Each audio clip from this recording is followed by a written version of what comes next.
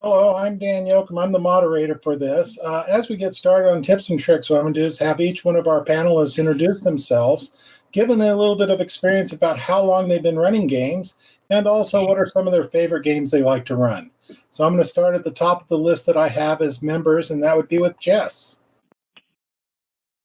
Oh, okay. We're about to have a cat invasion. I apologize.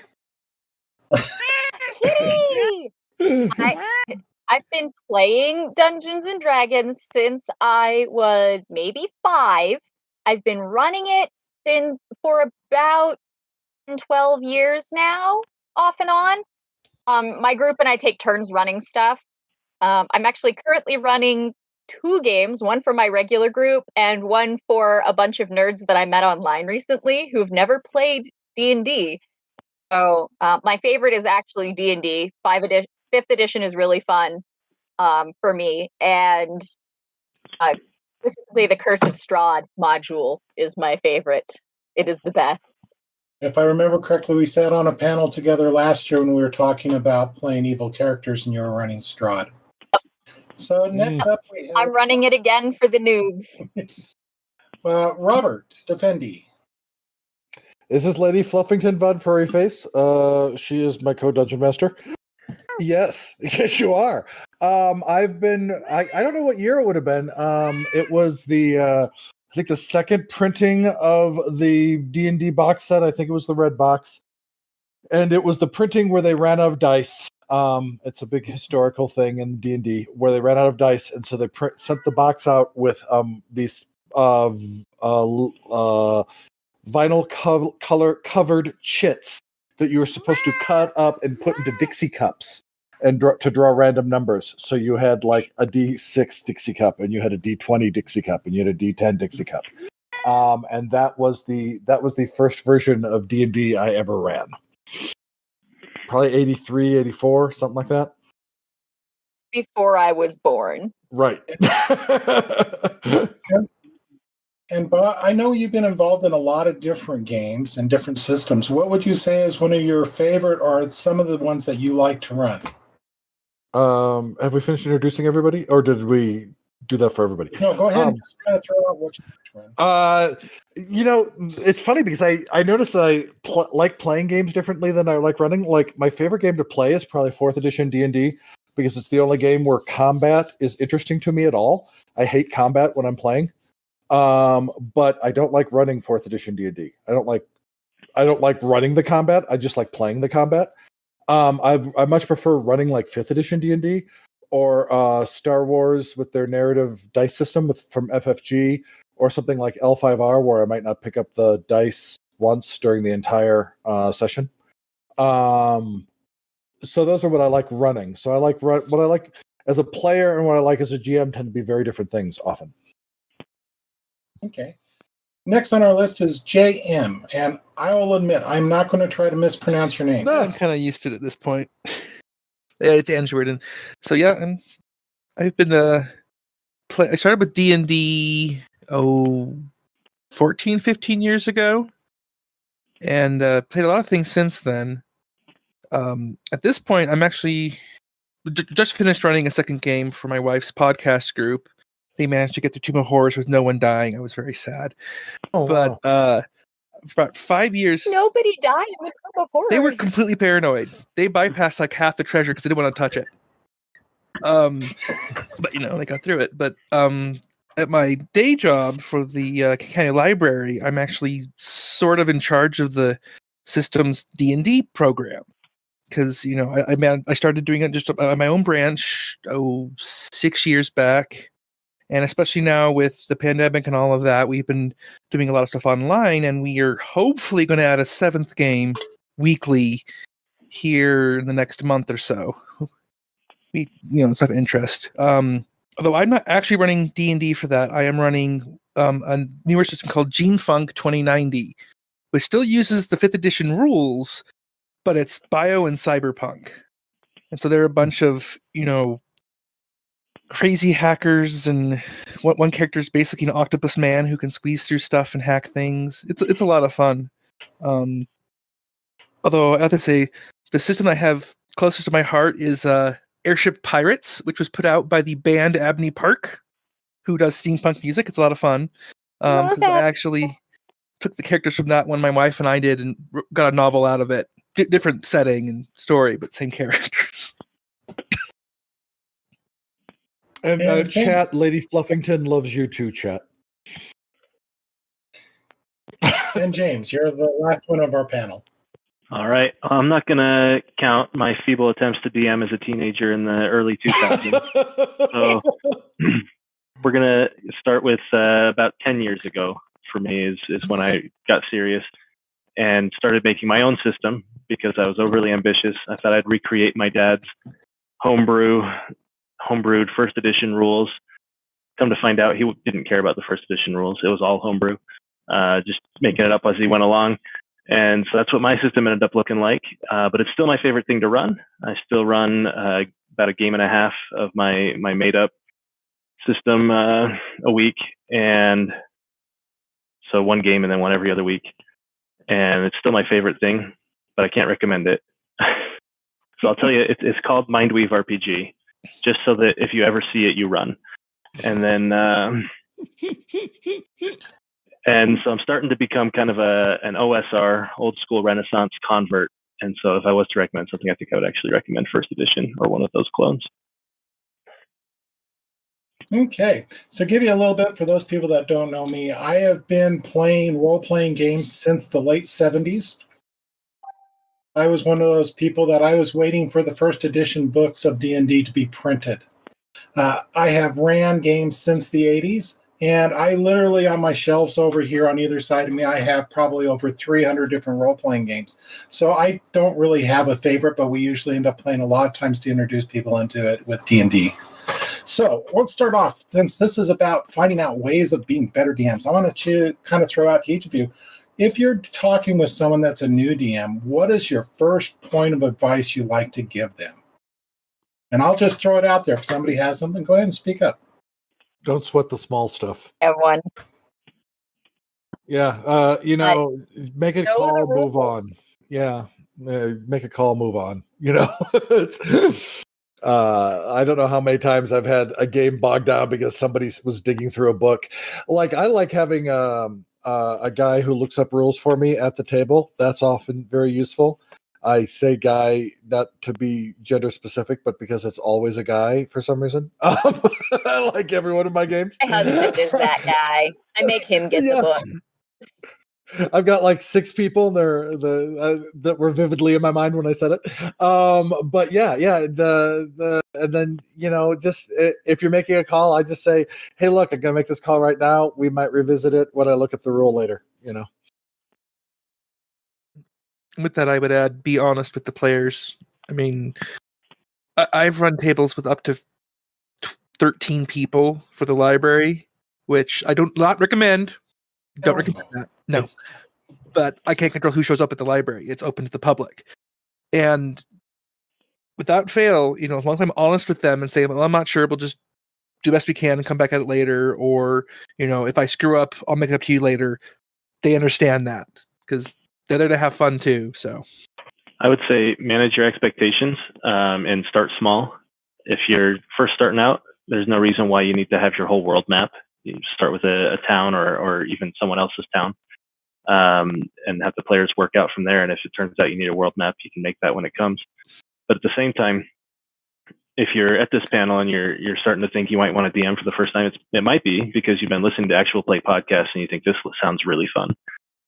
And you shouldn't come to the game expecting to have the same high production value that those podcasts have, right? Oh, yeah, a lot of these, absolutely. they're full-time job, and this cannot be your full-time job. You're doing this as a hobby, so you should expect to have hobby-like results, and you'll still have a lot of fun. And if they're a actual play podcast, there's a real good, and they're popular, there's a real good chance that they're like professional comedians or that quality, professional improvers or professional voice actors. And don't expect that of yourself. I mean, the McElroy brothers are a podcast empire because they're brilliant improv comedians, right? You're not going to get that level of comedy at your table. Enjoy what you get. It's going to be fun. It's going to be yours. And it's going to be way better than what they have because it's going to be yours. Yep, and don't beat yourself up about it. One Don't thing I expect would that of your players either, especially if they're new. They are still learning just as much as you are. Yeah. one thing I would say that could be a little counterintuitive is, especially if you're playing like D&D and some of those and you're new, don't be in too much of a rush to get to higher levels. Because once you get, past about level 9, level 10, it gets very complicated, and suddenly, if the group's big enough, they're just curb stomping everything. Low level play, or getting TPK'd. It's very hard to balance. yeah. Low level play plays very differently from high level play, and frankly, after having run games for like 200 different teams at the library over the years, they enjoyed the first 3, 4, 5 levels much more than later on. Did you have anything to add, Jess? For advice, there's a lot. Okay. Well, we'll kind of move. You can go through the laundry list of start small, know what you're getting into, know the rules, know the setting, so that you don't have to stop halfway through a fight to go and look it up because you want to do it by the book, but you don't know the ruling on this very common thing. Your players are asking weird stuff. That's a whole nother ball game. Yeah. Okay, so I'll kind of recap some of that. I do agree with Bob. I have actually we have what our rules lawyer person in our group, that it's amazing how they remember what exact page everything is on. It's just, it's bizarre. But there was one other thing mentioned here is like when you're going in with new players, since we talked about that's a new tip for a DM. What about some tips that you could throw for DM or new players when they have new players at the table? I'm going to make a small caveat on that rule lawyer thing, because often you can delay a decision very quickly and say like, "Hey Bjorn, will you look that up for me while I talk to so and so about their familiar?" Because often you'll have 2 or 3 things that you're juggling. It's very easy to delay a rules question for 2 minutes while the person looks up something, if you don't want to just make a quick call and move on. Anyway, go back to your question. Sorry, what was your question? What type of advice would you give to a DM and new players, or a DM that has new players at their table? Don't limit yourself. Be patient with new players. Yeah. I like to assign a experienced player to help me with new players. Me and my buddy Gary have been gaming together since we were like 16, and usually one of us is running the game and one of us is playing the game. And since all of our games take place on Roll20 during the time of COVID, basically whoever isn't running it is in charge of fixing the character sheets for everybody else. So if he's running, I'm going in there and saying, "Sorry, Gary, life cleric, all of their cure spells aren't doing enough healing," right? And I'll go through and fix it for him, and he'll do the same for me when I'm running. Just like all these things that we're just used to fixing. I'll set up a sharpshooter attack for them. Don't worry, I'll get it. And it's just very nice to have like a backup, like player management person in the group. Yeah, I like gaming with my husband for that reason, because if one of us is running, the other one can help out with people and we can split up and tag team things. If we're both just playing, we can still tag team and help. Right. And if you don't have that backup player, you can kind of be that backup player by preparing decision trees ahead of time to help those new players know what you would say if you were there at their side at that moment. And if you really don't have anyone to help back up, what I've done a few times is just, it's like, okay, you're coming up to this decision. You need to figure out what your plan is. So you guys plan what you're doing while I look this up. Yeah. And one of the things I do is if I have a lot of new players, so I don't have anybody to help me, I do a lot more prep. I'll build like in Roll20, I'll build whole wiki sections. And when they have a question, I'll be, "Hey, that's in the wiki. Let's go look at it together." And I'll share the handout with them so they can see it. I'll have like big advanced like rule sections. Even though Roll20 has its own compendium, I'll make my own rule sections with quick to look up rules for them, just to make it all so much more accessible, because I know I'm not going to have that person to be helping them in the middle. And I'll go over the characters with a fine-tooth comb beforehand to handle all that stuff that usually I have the backup player handle in the game. One other thing I would add for new players, particularly, is just don't limit yourself, because I find most new players go through this stage where they're trying to just completely min-max everything, and it's normal, and most of them grow out of it. And that's not necessarily bad, but you also have a lot of fun by doing crazy stuff that, it may not be the highest numbers and highest pluses, but it can be unusual. Like, using D&D as an example, play a tiefling monk. Sure, their racial bonuses don't do anything for monks, but you can use kung fu with your tail. Just little things like that. And that's going to depend a lot on the type of player. Mark Rose has his Johnny, Timmy, and Spike characterizations of the players, right? And the Johnnies are going to want to do more of that tiefling rogue. I get to do stuff with my tail, while the Timmys and the Spikes are going to be looking for more of that power experience. Hey, James, can you expand more on that decision tree idea you were talking about earlier? Yeah, so if I have a player, I'll do it for two things: combat and leveling mostly. Mm-hmm. And so at their level up decisions, and this is partly because Mindweave, the leveling is much more complicated. It's one of the terrible things about it. I'll give them like a multiple choice options to know, well, you've got these things that you can do with your level up. Here's your decisions. Just circle them and I'll take care of it. And to help them make those decisions. And in combat, here's your actions. Look around. Are there a lot of enemies close together? Maybe you want to use a fireball. If there's just a single enemy, maybe save it and use your cantrip. Does this enemy look really big? Okay, maybe you want to pull out an acid arrow, and help them be able to ask the types of questions that I would ask of myself to assess the situation.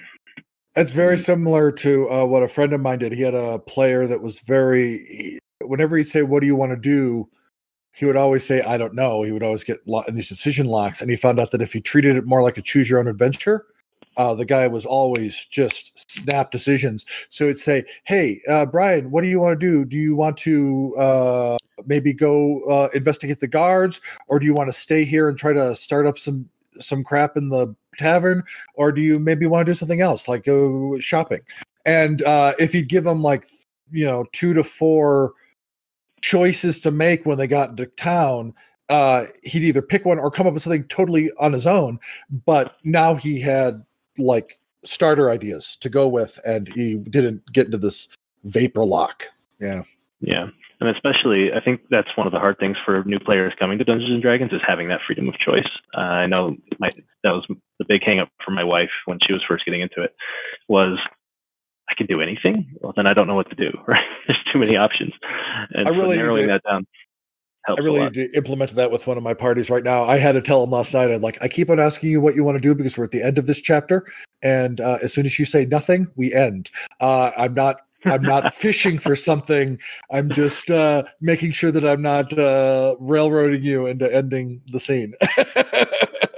I've actually found that this works with more experienced players as well as new players. Because I have a group that we've been playing together for several years, pretty consistently, almost every single week for years now.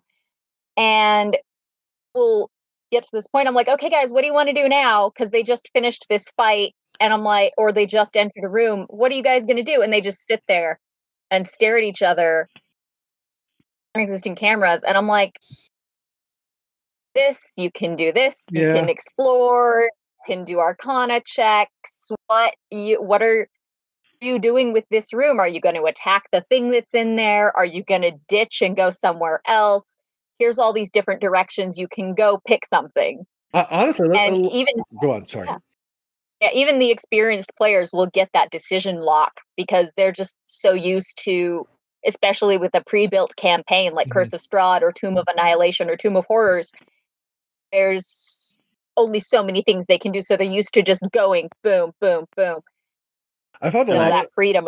I think there's some bystander effect there too, where there's a whole group of them, and they're like, "I'll let somebody else go first," which is why the first edition Successful Adventures section says somebody should be the caller, right? Somebody should be taking the lead in the party to make those decisions when there's something to decide. Yeah, I found that a lot of times, just being honest with the players about your thought processes helps. Like I was just saying at the end, I was I could tell that they thought I was fishing for something. I'm like, dude, I'm just trying to end the scene. As soon as you say you're good, the scene's over, right? All I'm trying to do is end the scene right now. And I get into that a lot where I'll be like, I'll say something, I can tell that they're going, and I'll be like, this is what I'm looking for. This is what I'm going for in the scene. I'm just trying to move us on to the next scene, or I'm just trying to see if you have any investigative ideas, or I'm just trying to give you an opportunity to shop and buy equipment before we move on to the next scene. And I'll tell them what I'm looking for so that they know, oh, no, we don't want to do any of that. We just want to get to the next fight. I'll be like, cool, let's move on. Right. And just a little honesty instead of trying to hide it all, especially with new players, trying to hide it all in smoke and mirrors and coded language can just really move things on. Okay, so the next question I had kind of prepared for this was, it was kind of brought up a little bit in our pre-discussion about weird questions, but what do you also deal with as a DM when somebody takes you completely off the rails of the storyline you're going with? I have a canned answer for this. Does anybody else want to answer first? My canned answer might be the same as yours. Personally, I go with it. I mean, yeah, maybe you had a big plan to do this, go delve a dungeon and fight a lich or whatever, but they want to stay in town and set up fake fights and fleece the townsfolk for every coin they have. Go for it. It'll be fun. And they're doing a lot of the work for you because they're providing the content now. I have a As far as story, you guys. surprising you completely with not doing the dungeon and going to the town instead, using technology is great. I've got everybody in a Discord group for my groups, and if they haven't told me 3 days before the session what they want to do, then I'm not going to be very well prepared, and they're not going to have a very good time. I've got stories about this happening in campaigns. The first time I ran Curse of Strahd for a group, it was my regular group. They decided they were going to take control of the town of Vallaki using their magic tricks to prestidigitate the god that everybody believes in, saying, oh no, this guy is my chosen one. He runs the town now. They made a council. I am the Morning Lord. Yeah, and it was like, nope, the Morning Lord has chosen him, and he pulled out the Sun Sword. And this was an evil character. The whole town just went with it. And they built a council and everything. And I had to just make up how this town council was going to work now. So we had an entire session planning how to run the town while they're off adventuring. And we've had this same group, a previous campaign. This guy's like, well, all along this path we're traveling is my hometown that has nothing to do with the campaign. Let's stop there. And the DM set aside an entire session where we sidetracked in our preparations on this massive quest to save the world to visit this guy's hometown because it just happened to be on the way. And so he had to make up all of the town and everything that we did there. And we wound up getting a drink named after us. I have two rules that I use in that. I have two rules I use in the situation. They have never steered me wrong. First of all, do not at any point think that it's inappropriate in that situation to say, guys, I need 10 minutes. I'm going to take 10 minutes. I'm going to prep what's going to happen next. Here's a best topic of discussion. Dave Filoni has already made everything that happened in the sequel Star Wars movies an alternate timeline by what happened in The Mandalorian. Argue about that while I plan out what happens next. Second rule, when they destroy your plans, tell them. Always tell them. Even if you're improv and you're brilliant and you just land on your feet, always tell them. Because if everything goes really, really badly and you are completely lost, no group of players has ever been upset if they wrecked a gaming evening because of their brilliant plan. Right. If they end up spending the last 2 hours of the gaming movie, all of you playing Watch together, watching The Princess Bride, because they effed up your plans that badly, they will talk about it for years. And as long as they did it by being brilliant. If they did it by being really, really stupid, I don't want to give them that credit. Yeah. Or even if they did it by Some great players roles. will still think it's funny and they'll be proud. Right, And then they'll right. do it again. I don't want them to be stupid. Tell them, I'll let you do it this time, but you can't do this again. Yeah. There have been times where they just made me mad, and I was like, guys, I'm emotionally connected to something you did here. I'm sorry. It's my thing. Give me 5 minutes just to shed myself of what the plot used to be and figure out what to go next. I'm sure it's super obvious. I just need 5 minutes to clear my head, and then we'll go on. You know, as long as you're honest and tell them what's going on, they're always cool in my book. But yeah, I definitely would reiterate, you know, the times where they've thought of something I hadn't of and killed the big scary bad guy in like 5 seconds flat. Yeah, I had to scramble, but that's the stuff that they talk about, 5-10 years later. They always remember the really crazy fun things they did, even if it derailed the plot. That's the point of the whole point of D&D and other role-playing games over video games is you can do anything. So let them do anything. Yeah, sometimes You shot the boss feel because like of a I should rules have a plot so misunderstanding. that. Go ahead. Sometimes I think I should have a plot so the players can have that pride of derailing it.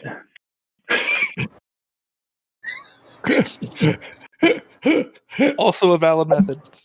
Are you going to talk about plots at some point, or should I jump to that now? Well, I was going to just add one more thing to this, then we can go into plotting. The one thing that I like to tell people that when they first started out DMing, I've had this come up where they said they've totally derailed something was, hey, the material you produced for that game is not invalid. You can still use it at another time. Mm-hmm. Just reskin it, repurpose it, and have it ready to run. This, by the way, is a great opportunity to have somebody who's been your best friend for years in the game group. I once spent a week planning out this castle that was supposed to be handled like a dungeon crawl, going room to room, fighting everybody in it. And my buddy Gary raised an army, attacked the castle, leveled it in like 20 minutes of gameplay, and that was the end of that adventure. And he saw me sitting there despondently looking at the table when it was done. He goes, "What was supposed to happen?" I was like, "You're supposed to attack it like a party, like a party of D&D adventures, the game we're playing, and take it over room by room." He goes, "Oh, okay." Well, yeah. Hey, guys, we're going to go get lunch, and when we come back, I bet you there's going to be a second castle we have to take, and then it's going to look very much like the first one.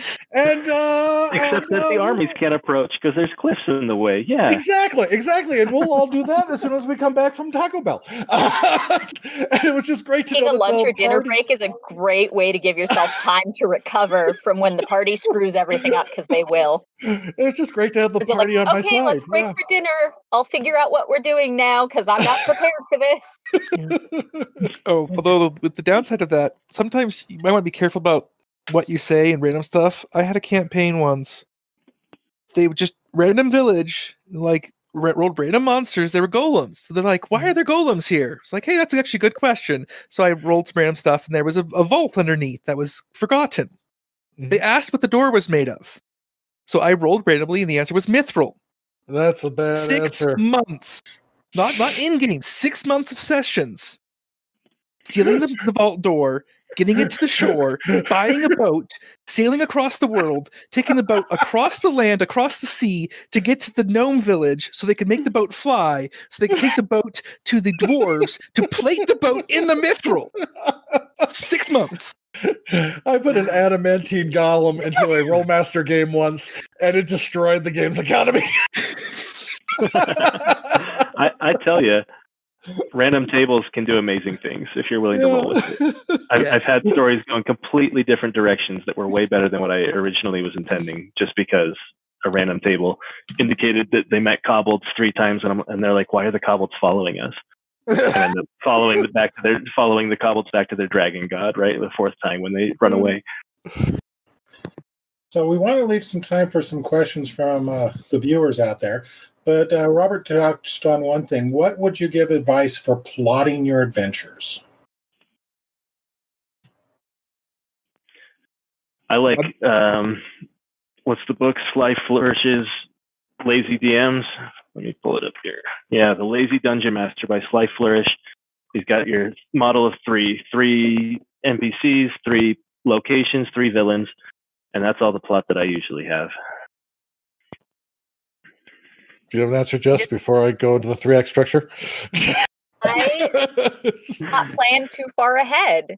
I will plan for the next fight or 2, the next big event or 2, and have some vague, here's some points we have to hit. Even in box campaigns, I won't prepare all of the fights all at once because I'm not going to remember all of that. I have a terrible memory. And even with Roll20 keeping track for me, it's like I'm going to plan the next couple of sessions at most, or just stuff that we might cover the next session, because that gives them a little more freedom so that I can be prepared. I can save that time to prepare for whatever they choose to do next. Like if they decide they're going to take over the village, I don't have to set aside all of this planning I've done for when they destroy the village. And I'm just like, okay, I know you're going to fight this guy. I know this event's going to happen. So here's how the event's going to go. And then I'm prepared for whatever comes next because I didn't have all of this other stuff that got sidelined. Do you have an answer, JM, before I go? As far as plot, like I say, yeah, don't go too far ahead, but also if it's at all possible, keep your players in mind. I mean, if you have a table full of jokesters, don't have some big tragedy in mind. It's not going to work because, yeah, you put a lot of work into your story, but it's not just your story; it's their story too. So it's give and take. Have a goblin in a dress. All right, Robert, what's the right answer? Well, it's not that any of yours is the wrong answer, but here's the answer I use. See, I'm the structure guy. I'm the guy that they bring in. I do the plot a novel in an hour panels at LTUE when we're all in person, and I can figure out how to do it because I haven't figured out how to do it in this format yet. When you understand plot structure and you understand it in your bones, and you think in plot structure and you feel in plot structure, and it doesn't take that long to get there, right? You don't need to railroad players to do it. When I do the Echoes of Heaven adventures for my game company, Final Readout Press, I have it all plotted out in the 3-act structure. And I tell you what each scene represents. I'm like, this is the complication at the end of Act 1. This is what Act 2 is supposed to accomplish. This is the twist, the plot twist at the middle of Act 2. This is the reveal at the end of Act 2. This is what Act 3 is supposed to accomplish. And I explain to them that the reason why I tell them all these things is because players have agency. And if a player derails your plot, it doesn't matter that you do the Act 2 twist you intended. What matters is that you do an Act 2 twist. It doesn't matter that you do the reveal you intended. What matters is that you do a reveal. If you hit the beginning of the setup of the story, you hit a complication that launches them into Act 2. You hit a twist in the middle of Act 2. You hit a reveal that launches them into a climax. You hit a big climax that ends in a satisfying denouement. That is a story. And you have, I have one in mind. I always have one in mind. And the players often change it. And then I just know, okay, I've lost my reveal and my climax, but my Act 2 twist is still good, right?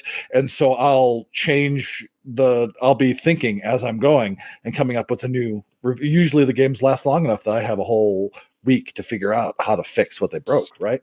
But even if you don't, you can just, sometimes you can just delay until you have some time to think. Sometimes you can come up with them on the fly. But the point is, if you hit all of those things, you have a satisfying story. And it doesn't matter that they're changing them because it's not your story. It's just a story. It's your story collectively as a plural, and you can all create it together. Your job as the GM is just to make sure that you hit the right points, not that you hit the points that you planned out in advance.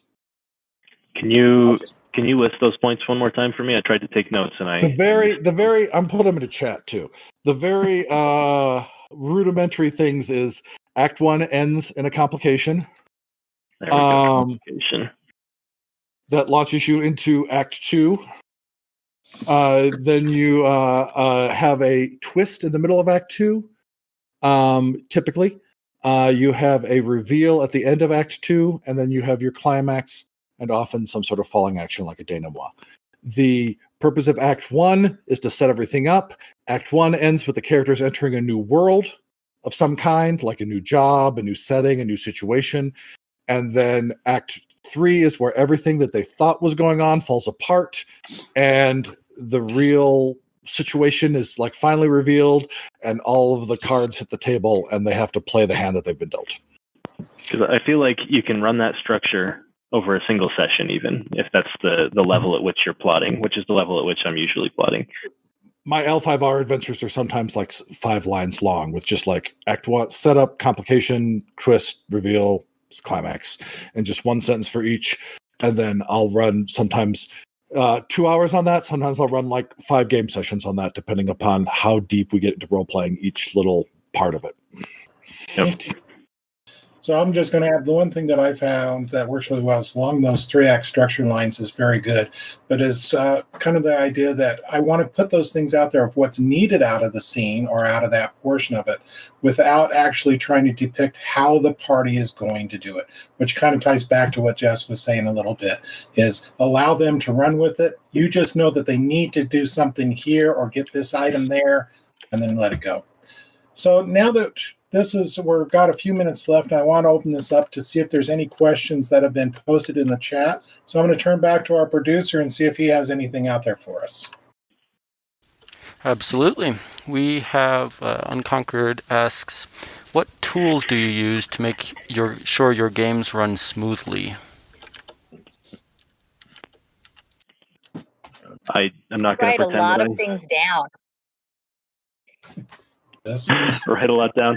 Yeah, so I've got extensive Google Docs and Google Sheets with all this stuff, but I'm not going to pretend that makes things run smoothly. Helps us keep track of what is going on. I do everything in Roll20. I have a lot of macros and stuff set up, templates set up in advance, so I can just copy the campaign from one to another when I start a new game.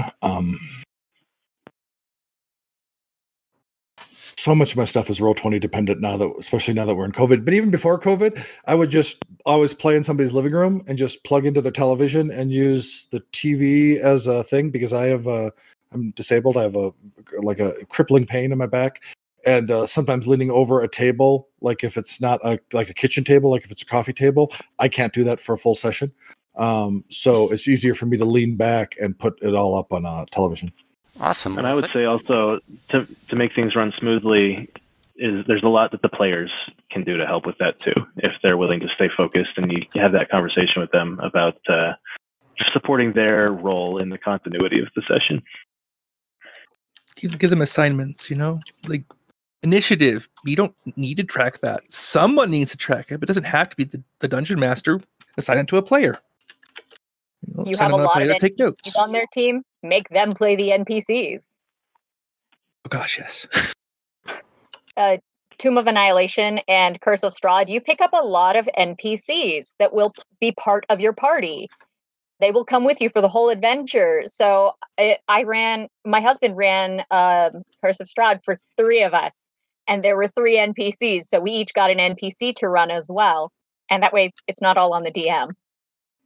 Also found miniatures to be very helpful with keeping track of scenes. To have like a grid map and like, okay, here's the bad guy.